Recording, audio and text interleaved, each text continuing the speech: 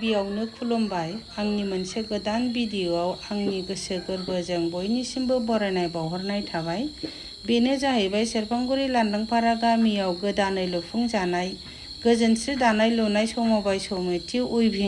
Opening खालामनो नागिरनायखौ नोंथांमोननो दिन्थिलांनोसै। अन्नानै नोंथांमोना फारियै नायलांदो।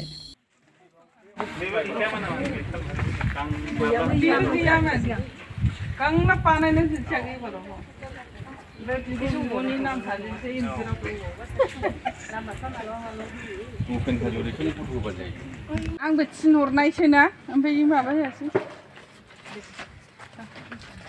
Sikan siya. Dari siya maba nani na, ay kot na.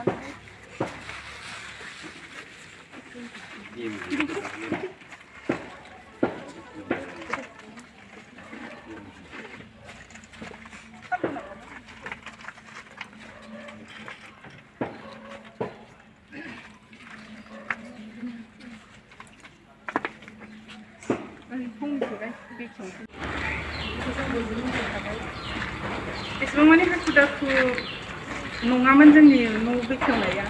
माने जोंना नैबे हिन्दुनिफ्राय अफिसारफोरा सारमोनहा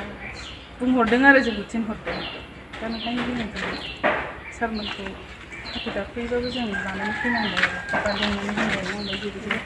इनभाइटेसन कार्डबो हरनो हायासै खुगाजोंनो थांनानै लिंहैनांबाय सारमोनखौ दा सारमोनहा जोंनि मोजाङै बिदि गावसोरनो फैबाय दा एसेबां आं बुंनोबो सानला जोंहा टाइमाबो खम जाबाय गिबियावनो आलासिखौ सिनायथि होग्रोसै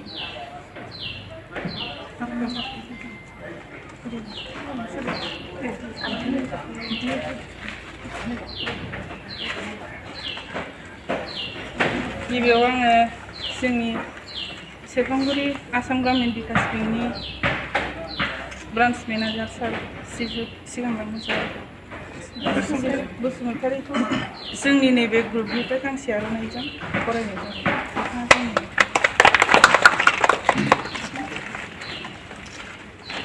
आरो जोंनि रामफलबिल दख'रा बर' फरायसा आफादनि आफादगिरि आगै श्री बिजित कुमार ब्रह्म बिथांनोबो आङो गांसे आर'नाइ जोंनि ग्रुपनिफ्राय फरायदों। आरो जोंनो नैबे न'खौ लुफुंनानै होनो हानायनि थाखाय जोंहा सासे कन्ट्राक्टर नुजाफैदों बे आगैनोबो फैदो र' बे बेजों फैमोनला जायखिया फै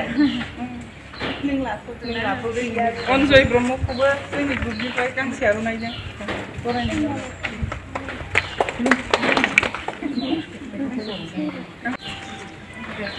आरो जोंनिनो बे रामफलबिल दख'रा बर' फरायसा आफादनिफ्राय गुबुन गुबुन बिबानाव थानाय नुजाफैनो हानाय आगैमोन जोंहा सानै दंबावो। बे सासेयानो गोजोंसार बसुमतारीखौबो गांसे आर'नाइजों आङो जोंनि ग्रुपनिफ्राय फरायनो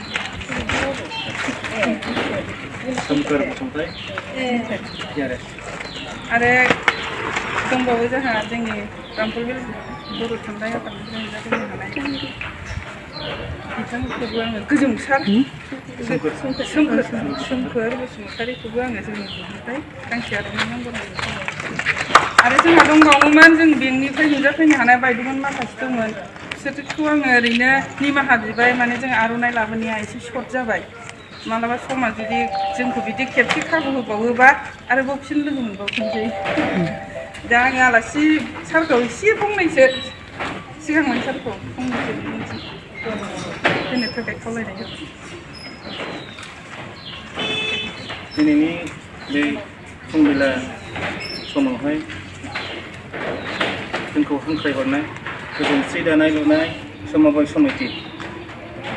बिथांमोनखौ आङो गोसो गोरबोजों हामबाय होयो फरायहरनायनि थाखाय आरो लोगोसे दुलाराय बर' फरायसा आफाद रामफलबिल इउनिट ना रामफलबिल आनसलिकनि मानगोनां प्रेसिडेन्ट नोंथां बिजित कुमार ब्रह्म आरो लोगोसे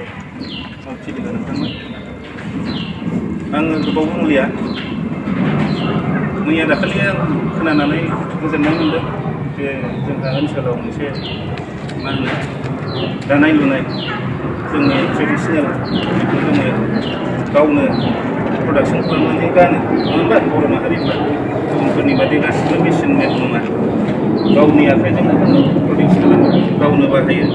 बे मोनसे जोंनि बिराद गिदिर कालचारेल आइडेन्टिटि दा बेखौ जोङो गोथाङै लाखिनो थाखाय बेफोरबायदि अनुस्थान नांगौ जायो खारन गोदोनि बादि दानाय लुनायफ्रा न'आव बांसिन सोलिला टाइमजों लोगोसे सोलायनाय फैयो समाजनि गेजेराव गोदोनि बादि न'आवनो दानाय न'आवनो लुनाय बेफोरबायदि समनिबो आंखाल जायो दा बेफोरबायदि मोनसे दानाय लुनाय हाबाफारिया जोंहा ओनसोलाव थायोबा इक'नमिक डेभेलपमेन्टबो जायो ओनसोलनि थाखाय नामबो जायो दा ओनसोलाव गैया होननानै आं खोनादोंमोन दा बे मोनसे दानाय लुनाय बे gwjwnsri दानाय लुनाय समबाय समितिया आं आसा खालामो फिउचाराव गोबां जौगालांगोन आरो आं बुंखानाय बादि नोंथांमोनहा रांनि लननि अनसुंथाइनि गोनांथि जायोबा जोङो हागौमानि मदद खालामनो जोङो राजि खारन जोङो सेल्फ हेल्प ग्रुपफोरखौबो जोङो बिदिनो लनफोर होनाय जायो खिन्थु फार्स्ट दसफोरखौ लानानैनो बिथांमोनहा आरो लाबावनो हाया खारना जाहैबाय मोनसे सेल्फ हेल्प ग्रुपनि लन लायोबाबो माबा मोनसे प्रडाक्सन खालामनाय बा एक्टिभिटि मोनसे थाफानांगौ जायो दा जोंनियाव फ्राय नुयो लना लानानै कनजामसन न'खर सोलिनायावनो थांजोबो माने लना एक्सुवेलि बे कनजामसननि पारपसनि थाखाय जाया खिन्थु जोङो ओनसोलाव बिदिनो नुयो बयहाबो जोंहा रांखावरिया जोंनि ओनसोलाव ओरैबायदि बयबो लानानै गावनि न'खर खुंनाय न'खर सोलिनाय कनजामसनावनो थांजोबो जायनि जाहोनाव जों गिदिर लन बा एसे 6 लाखनि सेंसन जायो बेसिमखौनो जोङो इउटिलाइज खालामजोबनो हाया जायो फार्स्ट दस 2 लाख बा सेकेन्ड दस मेक्सिमाम सेकेन्ड दस 3 लाखआवनो जोबखायोबो बेनिफ्राय आरो होनो हालिया लाग्राफ्राबो माने उसुबिदा मोनो खारन एफा बुरजा लन लानानै माबा मोनसे इनकाम गैयाबा माबोरैजों स्टक खुंगोन दा बे एफा एनैखौथ' जेनेबा कनजामसनखौ नोङो जेनेबा फिसाइफोरनिफ्राय बा न'खरनि इनकामनि थ्रुयैनो बिसोरो जेनेबा सुख'नाय जायो आरो दा बिदि मोनसे इनकाम जेनेरेटिं मोनसे अनुस्थान थायोबा ओनसोलनि थाखायबो मोजां आरो जों बिदि इउनिटखौनो नागिरबाय थाखायो दा दिनै आं गोजोननाय मोनदों आं ओंखायनो बुंबावबाय जे हय मुद्रा स्किमनि आन्दारावनो नङाब्लाबो नोंसोर डिपार्टमेन्टनिफ्राय जुदि लाबोयोबा फारागा बेल' जागोन जे मुद्रा स्किमाव जों लायोबा बेयाव सिकिउरिटि नोंथांमोना होनांनाय नङा सिकिउरिटि गैया आरो निल सिकिउरिटि जागोन खिन्थु रेट अफ इन्टारेस्टआ समान खिन्थु नोंसोर डिपार्टमेन्टनि थ्रुयै लाबोयोबा हयथ' बेयाव मोनसे साबसिडिनि पार्टआ थागोन आरो आंनि बुजिनायाव बेनो बा एसे देरियानो जाथों खिन्थु नोंसोर डिपार्टमेन्टनि थ्रुयै लाबोयोबा जोंनि थाखायबो मोजां नोंसिनि थाखायबो मोजां सुबिदा जागोन खिन्थु बेफोर जाहैबाय बेक एन्ड साबसिडि जायो जेनेबा लना लाबाय साबसिडिफ्रा उनावसो हाबगोन ओमफ्राय बेखौ सिगाङाव इउटिलाइज खालामनो हाया लक इन पिरियड थायो जेनेबा मेक्सिमाम 3 इयार्स बे मोनसे लक जानानै थागोन आरो बाहायथ'नो हाया खिन्थु जेब्लानाखि लना जोबनोसै बे समाव नोंसोर बेजोंबो इउटिलाइज खालामनानै फोजोबनो हाबाय नङाबा फोजोबथायनानै बे साबसिडि रांखौ गथायैबो लानो हाबाय जाय हक 10% बाबो 15% बाबो जेसेबांखि जाया आरो बेखौ नोंथांमोनहा मोनोबा नोंसिनि थाखायनो मोजां बेनिखायनो आं आसा खालामबाय जे दिनैनि बे gwjwnsri दानाय लुनाय समबाय समितिया मोजाङै मोजां सोलिलांथों आरो डिपार्टमेन्टनिफ्राय लानानै आरो नोंसोर बेखौ मोजाङै जौगाहोलांनो हानाय बायदि आं गोबाव बुंलिया बेखौनो बुंनानै आं एसेयाव दोनथ'बाय जोबोद जोबोद साबायखर थाबाय सारमोननिसिम जोंनिसिम मोजां मोजां बासन होनायनि थाखाय दा हास'नोसै ना बिनि उनाव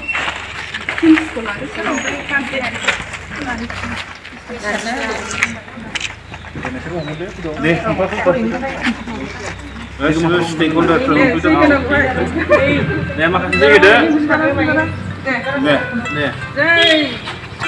gwjwnsri दानाय लुनाय समबाय समिति गोजोर जानानै थानांगौनि थाखाय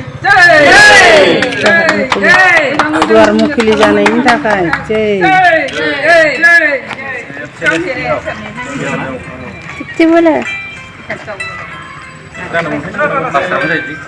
बैखौ बोखालाय बासाराव मोजां बिदि होनसै ना औ दे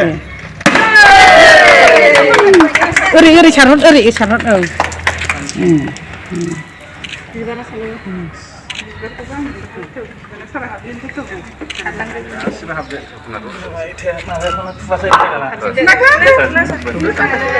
न' गोदान हाबनायनि जै ओरै गिदिंदो ओरै गिदिंनानै माबादो खेवहरफिनदो बेखौ ओरै माबादो गिदिंदो ओरै दै सान्थि सारस्रांदो जथराबो रेडि जाखाजोबखाबाय 6टा जथर मुस्रा साग्रा जथर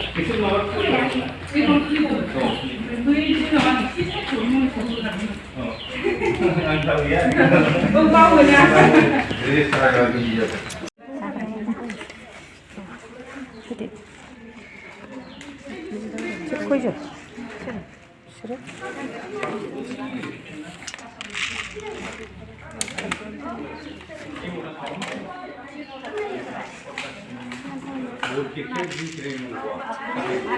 आखाइजों थाबथाब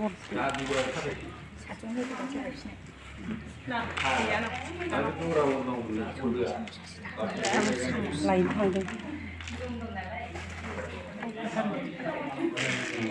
जाबायना जेबो गैखालामोन ना स्टिलखा मा दं स्टिलखा जेबो स्टिल नङा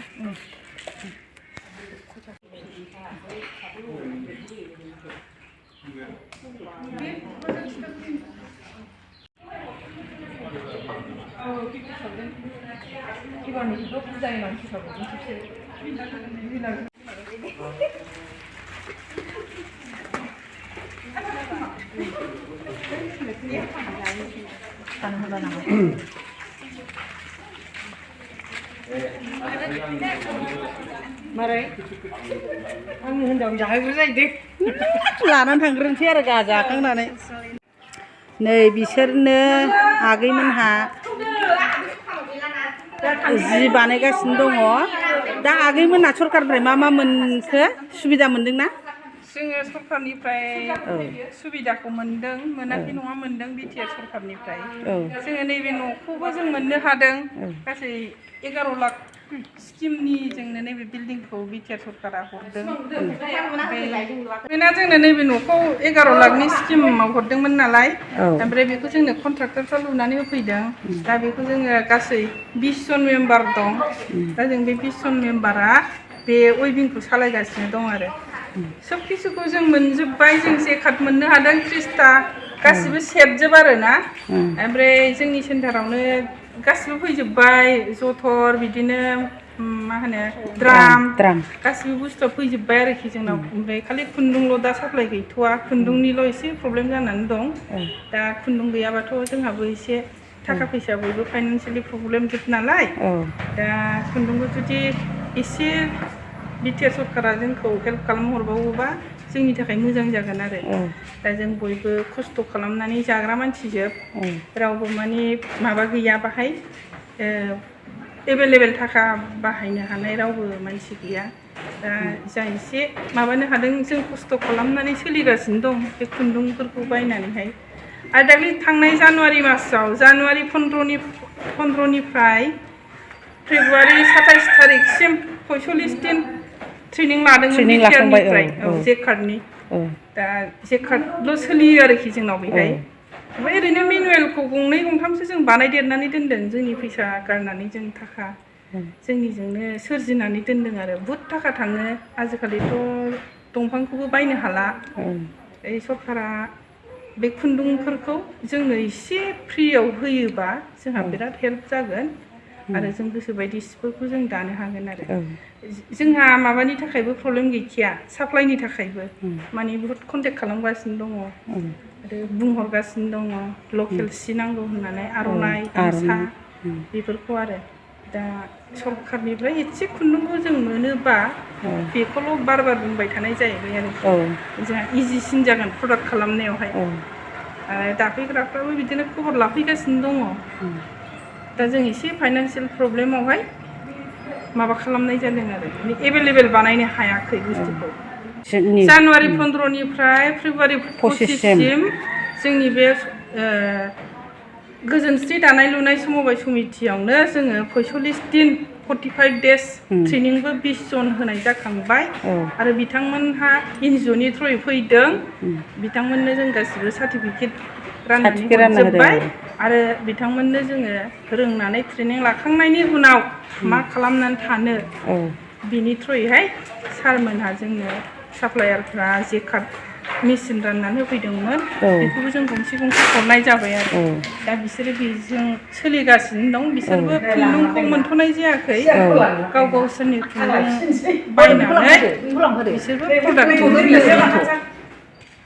गोजोननाय थाबाय आगैनिसिम दे दा सारमोनहा जोंखौ एसेल' अनहरबावनांगौ जाहैबाय बेखौनो बारे बारे रिकुवेस्ट जाहाथे जोङो गासिबो बुस्थुखौ फ्रि मोनोबा खुन्दुंखौबो जोंनो हरनांगोन नङाबाथ' जोङो माजों सोलिनो बुस्थुखौल' मोननानैथ' खुन्दुंखौ जों बानायनो हाया